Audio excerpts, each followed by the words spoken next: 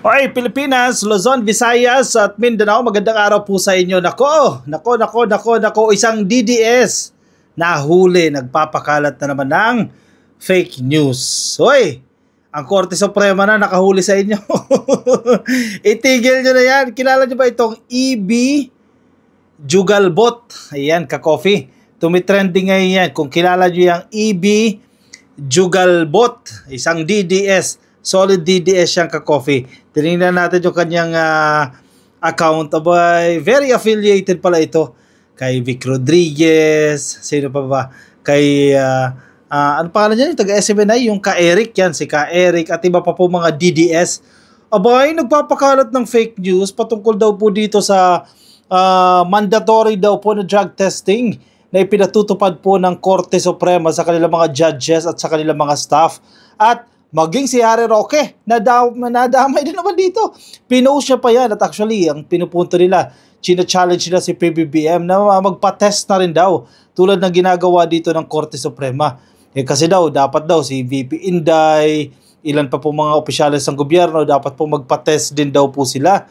Kasi gusto nila si PBBM magpa-test Kahit tapos na magpa-test ulit-ulit sila kasi wala silang ibang mga issue kay PBBM. Pahiya sila ngayon. Tinama sila ng Korte Suprema. Fake news po yan, yung pinapakalat nila. Yung mga DDS talaga, nagiging habit nyo na ka-coffee, yung pagpapakalat ng fake news. Magbago-bago naman kayo dyan. Isip naman kayo ng ibang style, hindi yung paulit-ulit na lang na ganitong style ninyo. Headline ka-coffee ng GMA News. Supreme Court, sabi nila, no mandatory drug test for judges and staff. Ano tong sinasabi ni EB? Ano tong sinishare ni Harry Roque? Mukhang nag-edit ng post ginawang random na lang Nang una wala Ngayon nilagyan na lang ng random. Naku talaga The Supreme Court on Thursday refuted claims that its Office of the Court Administrator or OCA is mandating judges and court employees to undergo drug testing. Yan Yan, pakinggan ninyo mga DDS, hindi nila minamandate o nire-required itong mga judges na ito at iba pa pong court employees na sumailalim sa testing na to. Kayo lang yan, gawa-gawa nyo lang yan mga fake news, yung mga DDS talaga. The OCA circular issued by the court administrator just mandated the annual physical examination of judges and court personnel on or before October 15, 2024. Ayan, malinaw na malinaw dito ka-coffee sa circular na yan na ang mandated lamang ay ang annual physical examination at hindi yung sinasabi ninyong drug testing na nyo. Gustong-gusto nyo kasing siraan si PBBM. Gustong-gusto nyo siraan ang administrasyon. Tuloy yung ginagawa ninyo. Kaya kayo ay napapahamak ngayon. Sabi po yan ng spokesperson ng Korte Suprema na si Attorney Camille Teng sa isa pong press conference. Pasok na naman kayo dyan. Napasok na naman kayo dyan. Sa mga kasinungalingan nyo na naman dyan. Ting said, the annual physical examination does not require a mandatory drug test, unlike what reports circulating on social media are saying. Naku, napahiya na naman. In-screenshot pa itong post ng EB Jugalbot na yan. Kung sino man yung EB Jugalbot na yan, pero in-stock natin yung Facebook page niya. Solid DDS pala yan. Present yan sa mga aktibidades ng mga DDS at actually sinishare ng TAPS Coalition. Basta kasama sila Vic Rodriguez. Teka, stock. Pakita ko na sa inyo ito ka-coffee. Mamaya, basahin muna natin yung sinasabi nitong EB Jugalbot na to. Sabi daw, breaking. Yan, breaking yung reputasyon ng mga DDS. Sinisira ninyo, kaka-fake news nyo dyan. Sabi daw, today, proud pa siya confident pa Today, August 14, the Office of the Court Administrator of the Supreme Court of the Republic of the Philippines issued OCA Circular 246 Series of 2024 mandating, naka-all caps ka-coffee mandating all judges. Mandating all judges daw. Naku, nag-invento ka na naman. Jugalbot, sino ba tong Jugalbot? Mandating all judges, officers and employees of the judiciary to undergo mandatory drug testing as part of their annual comprehensive physical and medical examination. Nako! Anong pinaghuhugutan nyo dyan? Ka-fake news nyo na naman dyan, Yan, nahuhuli kayo dyan. Sige, puntahan natin yung EB na yan para makita nyo rin.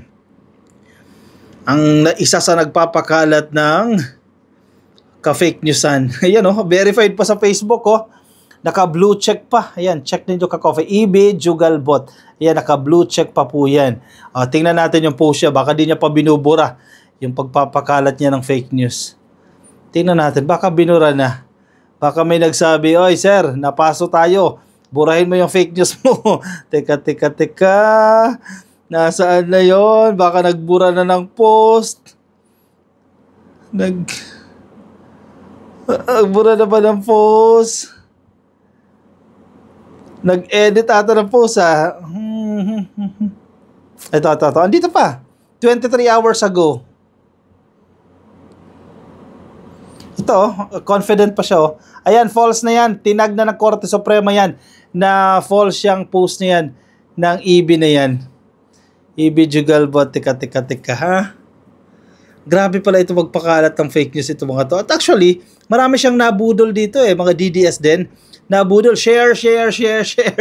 Ayan, si Harry Roque na, biktima na rin dyan. Ayan ito siya halatang DDS Ayan siya yung naka-black ka-coffee. Siya yung naka-black. Ayan, kasama niya si Ka Eric. Hindi natin kilala kung sino yung iba dito sa mga litrato niya. No to ano mga sinasabi nila dito? Ayan, ito pa. Yan, sila ni Attorney Vic Rodriguez. Ayan Oy, beshi pala Baka may nagpupondo dito kay EB para magpakalat ng fake news Sino yung nagpupondo dyan? Alaka. Ayan, yung laman ng Facebook niya puro kasiraan ng administrasyon. Ayan, solid DDS pala talaga itong si EB. Oy, tigil nyo na yan. Pagpapakalat nyo ng fake news, walang kapupuntahan yan dahil lumalabas din ang katotohanan. Kayo din ang napapahamak sa ginagawa ninyo. Tingnan nyo, Korte Suprema na mismo nagsabi. Fake news yan. Huwag kayong maniwala dyan sa pinagpo-post ng kung sino-sino man yan. Maging ang isa pang nabudol dito ka-coffee, si Harry Roque, isa din ito mahilig din ito mag-post mukhang nagkaroon ng editing na naganap Harry Roque ayan, pinost niya rin yung circular na yan. Pero, mukhang may editing na naganap. Sabi niya look, Supreme Court now provides for random na lang daw. Hindi naman mandatory. Random drug test for judges. Dapat all, including PBBM, VP Sara, and all members of Congress. Kundi ba naman eng itong si Harry Roque? Napakahusay na abogado na ito. Paano masasama si PBBM dyan? Hindi naman yan under jurisdiction ng Korte Suprema. Gawa ka ng batas. Yan. Suportahan mo yung ginagawa ni Pulong Duterte. Yung gawing batas, i-depensa niya yan dyan sa House of Representatives para maging valid yung claims ninyo. Mapapasana all. Paano maging mapapasana all naman talaga dyan? Hindi mapapasana all yan dahil hindi naman empleyado si PBBM ng Korte Suprema. Kasi judges daw at mga empleyado ng korte. Sana all. Nako, kaka-fake news yung nakakahiya kayo dyan. O yan, nag-open letter pa kahapon yan Nag-open letter yan. Kung nakita nyo yung picture na yan, ka-coffee, yan post ni Harry Mau yan kahapon May open letter siya Mahal naming Vice President Inday Sara Duterte. Sinabi nyo po na we Filipinos deserve better and we Filipinos deserve the best. Please, lead by example. Magpa-hair follicle test po kayong magkakapatid bilang tapat na public servants para sa bayan. Legit ba? Nakasisiguro ka bang tapat? Hoy! Anong ginagawa ninyo dyan? Anong pinagsasasabi ninyo dyan? Maghintay kayo na dumating yung inyong pagkakataon na kayo ay mamuno sa Pilipinas. Hanggat hindi dumarating yan, chillax lang kayo dyan. Itigil nyo yung paninira nyo ng paninira sa administrasyon na ito.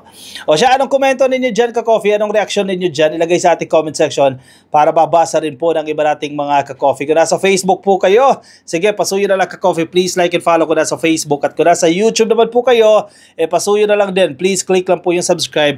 Ayan, dyan, ka-coffee. Click lang po ng subscribe. At yung notification icon, click nyo na rin po yan para updated kayo sa ating mga bagong upload. Alright, ako magpapaalam muna sa inyo, ka-coffee. Maraming salamat po sa mga sumama. Ingat po kayo, nasan man po kayong panig ng daigdig. Bye-bye!